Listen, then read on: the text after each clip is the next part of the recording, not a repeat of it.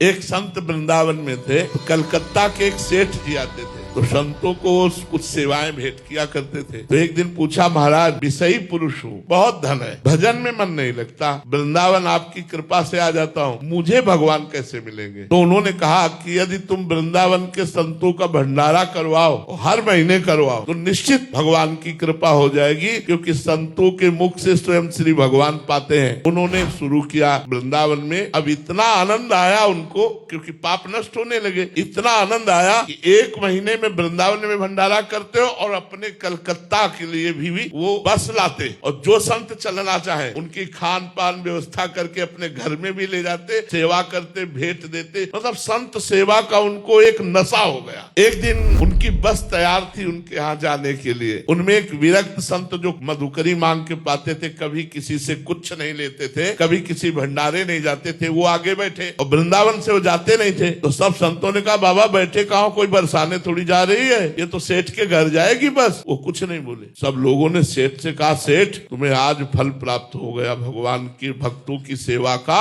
ऐसे विरक्त महापुरुष ओ मनमाला चला रहे हो, गाड़ी में बैठे गए, वहां पंगत पाई। सेठ को पहले ही सब संतों ने बता दिया था, वृंदावन से बाहर नहीं जाते, पता नहीं कौन सा तुम्हारा पुण्य उदय हुआ कि तुम्हारे घर आए। वो सेठ गए, प्रणाम किया साष्टांग, और कहा, प्रभु आज हम पर कृपा हो गई। उनका चल वृंदावन, बस इतना कहा, चल वृंदावन। तो ये समझे नहीं पाए कि हम तो वृंदावन से ही लेवा के लाए हैं, वृंदावन तो आते ही जाते हैं, बस चुप, इतना ही कहा, चल वृंदावन। अब बस गाड़ी में बैठे और चले आए। 2-4 दिन हुए कि एक लड़का था पूरे साम्राज्य का मालिक, एक्सीडेंट में मारा गया। जो ही लड़का मारा गया, घोर दुख। ये सब वैभव किसके लिए? तब उन्होंने मन में विचार किया कि भगवान, हम तो सुना था कि आप संतों की सेवा से प्रसन्न होकर के सारे दुख मिटा करके हमें भगवत प्राप्ति कराओगे, और संतों की सेवा सुना था, इतने विरक्त संत आ रहे, ये सुख दिया आपने। उन्होंने सब संपत्ति को जो चैरिटेबल है उनमें बांट दिया, और अब कहा कि अब जीवन किस काम का। पति और पत्नी वृंदावन आ गए और बास करके नाम जप करने लगे। फिर एक दिन संत मिले, बोले आ गया वृंदावन? बोले महाराज पूरी तरह से आ गया, आप कहीं नहीं जाना।